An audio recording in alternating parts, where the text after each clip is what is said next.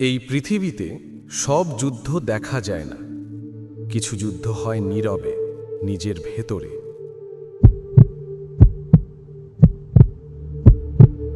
একদিন ধুলি আর রক্তে ভরা কুরুক্ষেত্রে এক যোদ্ধা ভেঙে পড়েছিল। তার হাত কাঁপছিল, চোখে জল, আর মনে, আমি কি ঠিক পথে আছি? ঠিক তখনই সময় থেমে গিয়েছিল।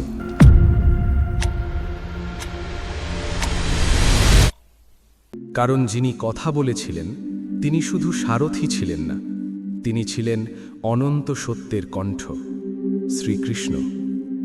যে বাণী জন্ম নিয়েছিল যুদ্ধের আগুনে, সে বাণী আজও পুড়ে জ্বলে ওঠে হতাশ মানুষের মনে, ভেঙে যাওয়া স্বপ্নের ভেতরে, আর রাতের অন্ধকারে চুপচাপ কাঁদতে থাকা হৃদয়। এই গল্প শুধু গীতার নয়, এই গল্প আপনার। কারণ শ্রীকৃষ্ণের অনন্ত বাণী শেষ হয় না। এ এক যাত্রা যা আজও চলেছে, আর আজ হয়তো এসে দাঁড়িয়েছে আপনার জীবনের দরজায়। শেষ পর্যন্ত শুনুন, কারণ এই বাণী আপনাকে ভাঙার জন্য নয়, জাগানোর জন্য।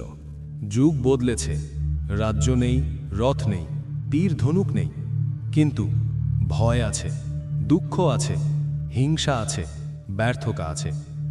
মহাভারতের যুদ্ধ ছিল বাইরে, আজকের যুদ্ধ মনের ভেতরে। সেই কারণেই কৃষ্ণের বাণী আজও জীবন্ত। তিনি বলেননি পালিয়ে যাও, তিনি বলেছেন নিজের কর্তব্য বুঝে এগিয়ে যাও। আজ আমরা যুদ্ধ করি চাকরির জন্য, সংসারের জন্য, সম্মানের জন্য, নিজের অস্তিত্বের জন্য। এই যুদ্ধেও আমাদের প্রয়োজন একজন কৃষ্ণ। শ্রীকৃষ্ণ বলেন, কর্ম করো, কিন্তু ফলের প্রতি আসক্ত হইও না। এই একটি কথা হাজার মানুষের জীবন বদলে দিতে পারে। আমরা কি করি? কাজ করি, ফল চাই, ভালোবাসি, প্রতিদান চাই, সাহায্য করি, স্বীকৃতি চাই, আর যখন সেটা পাই না, ভেঙে পড়ি। কৃষ্ণ বলেন, তুমি শুধু তোমার দায়িত্ব পালন করো, ফল দেবার দায়িত্ব আমার। ভাবুন, একজন কৃষক বীজ বোনে, সে কি প্রতিদিন মাটি খুঁড়ে দেখে বীজ বড় হচ্ছে কিনা? না, সে বিশ্বাস রাখে। ঠিক তেমনি আপনি আপনার কাজ করুন সততার সাথে, মন দিয়ে, ফল ঠিক সময়ে আসবেই। অর্জুন বলেছিল, আমি পারবো না। আপনিও কি কখনো বলেছেন, আমার দ্বারা আর হবে না? কৃষ্ণ তখন বলেন, ভয় তোমার শত্রু, তুমি অমর আত্মা, নষ্ট হবার কিছু নেই। আজ আপনার হয়তো টাকা নেই, সম্পর্ক ভেঙে গেছে, আত্মবিশ্বাস শেষ, কিন্তু আপনি শেষ হননি। সূর্য অস্ত যায়, কিন্তু শেষ হয় না। রাত আসে, কিন্তু চিরকাল থাকে না। এই দুঃখও যাবে, এই সময়ও যাবে। শ্রীকৃষ্ণের বাণী বলে, হার মানো না। সবচেয়ে বড় যুদ্ধ নিজের মনের সাথে। কৃষ্ণ বলেন, যে মনকে জয় করেছে সেই প্রকৃত বিজয়ী। আমাদের মন অতীত টানে, ভবিষ্যৎ ভয় দেখায়, বর্তমান নষ্ট করে। 1 মিনিট চোখ বন্ধ করুন, নিজেকে জিজ্ঞেস করুন, আমার কষ্টের মূল কারণ কে? বেশিরভাগ সময় উত্তর, আমার নিজের মন। ধ্যান, প্রার্থনা, নামস্মরণ এসব মনকে শান্ত করে। শান্ত মনই সঠিক নির্ণয় নিতে পারে। ঈশ্বরের সমর্পণ, শেষ মুক্তি। সব পারবো না, সব নিয়ন্ত্রণে থাকবে না, আর ঠিক এখানেই সমর্পণের দরকার। কৃষ্ণ বলেন, সব ছেড়ে আমার শরণে এসো, আমি তোমাকে রক্ষা করব। সমর্পণ মানে দুর্বলতা নয়, সমর্পণ মানে বিশ্বাস। যে বিশ্বাস বলে, আমি চেষ্টা করব, বাকি তুমি দেখো। আত্মজ্ঞান, তুমি দেহ নও, তুমি আত্মা। আমরা প্রতিদিন একটাই ভুল করি, নিজেকে শুধু শরীর ভেবে নিই।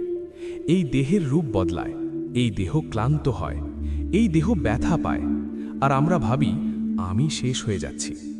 কৃষ্ণ বলেন, না ত্বেবহং জাতু নাসং না ত্বং নেমে জানাধিপাহা।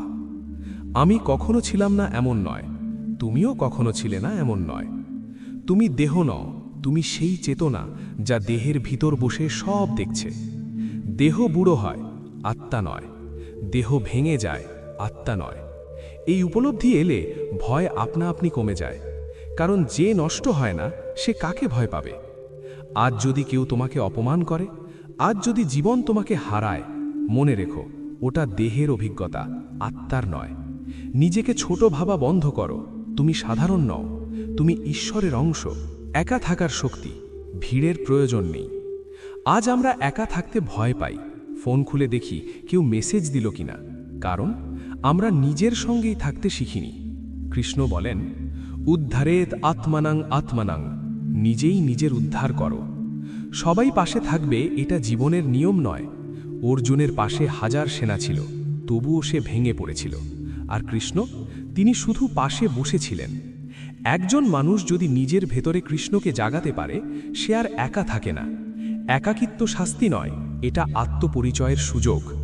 নীরবতাই আমরা নিজের আসল কণ্ঠস্বর শুনতে পাই। নিজের সাথে বন্ধুত্ব করো, তাহলেই দুনিয়া তোমাকে আর ভাঙতে পারবে না। জীবন বদলানোর 5টি কৃষ্ণবাণী।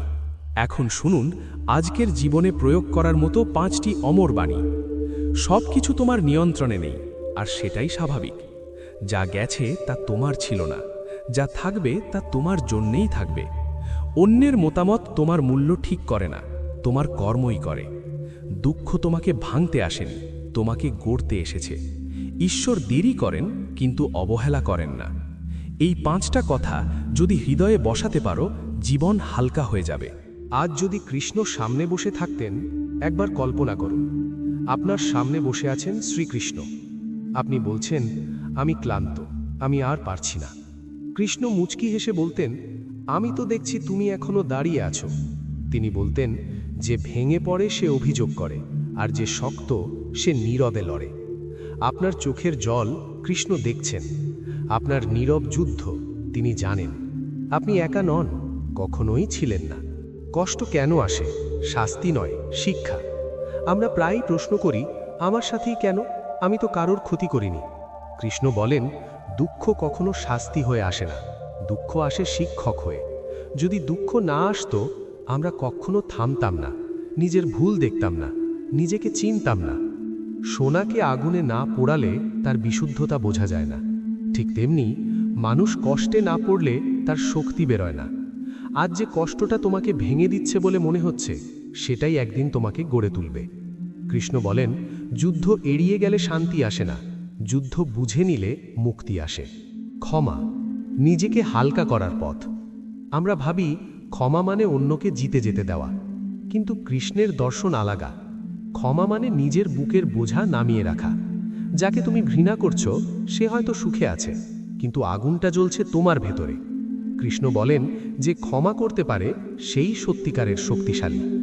ক্ষমা মানে ভুলে যাওয়া নয়, ক্ষমা মানে আর সেই বিষ নিজের ভেতরে না রাখা। আজ যদি কাউকে ক্ষমা করতে পারো, সবচেয়ে বড় উপকারটা নিজেরই হবে। তুলনা বন্ধ করো, তোমার পথ আলাদা। আজকের সবচেয়ে বড় রোগ তুলনা। সে এগিয়ে গেছে, সে সফল, সে সুখী, আর আমরা ভেঙে পড়ি। কৃষ্ণ বলেন, প্রত্যেকের ধর্ম আলাদা, প্রত্যেকের পথ আলাদা। অর্জুন যদি যুধিষ্ঠির হতে চাইতো, সে কখনো অর্জুন হতো না। তুমি অন্যের জীবন কপি করতে আসনি, তুমি নিজের জীবন বাঁচতে এসেছ। তুলনা আত্মবিশ্বাস খায়, কৃতজ্ঞতা আত্মবিশ্বাস বাড়ায়। আজ যা আছে তার জন্য কৃতজ্ঞ হও, আগামীটা নিজে গড়ো। শেষ সময় কি কাজে আসবে? শেষ সময়ে টাকা কাজে আসবে না, পদবি কাজে আসবে না, লোকের মতামতও না। কৃষ্ণ বলেন, শুধু একটাই জিনিস থাকবে, তুমি কেমন মানুষ ছিলে। তুমি কাকে কষ্ট দাওনি, তুমি কাকে সাহায্য করেছ, তুমি কতটা সত্য ছিলে, এইগুলোই থাকবে। তাই আজই জিজ্ঞেস করো, আমি কি নিজের সাথে সৎ? যদি উত্তর হ্যাঁ হয়, তুমি ঠিক পথেই আছো। কৃষ্ণকে কিভাবে জীবনে আনবে? কৃষ্ণকে ডাকতে বড় মন্দির লাগে না, শুদ্ধ মনই যথেষ্ট। কাজ করার সময় স্মরণ করো, ভয় পেলে স্মরণ করো, সিদ্ধান্ত নিতে না পারলে স্মরণ করো। একটু নাম নাও, একটু নিঃশ্বাস নাও, একটু থামো। কৃষ্ণ শব্দে নয়, অনুভবে আসেন। যেদিন তুমি বলবে আমি একা নই, সেদিন থেকেই তিনি পাশে থাকবেন।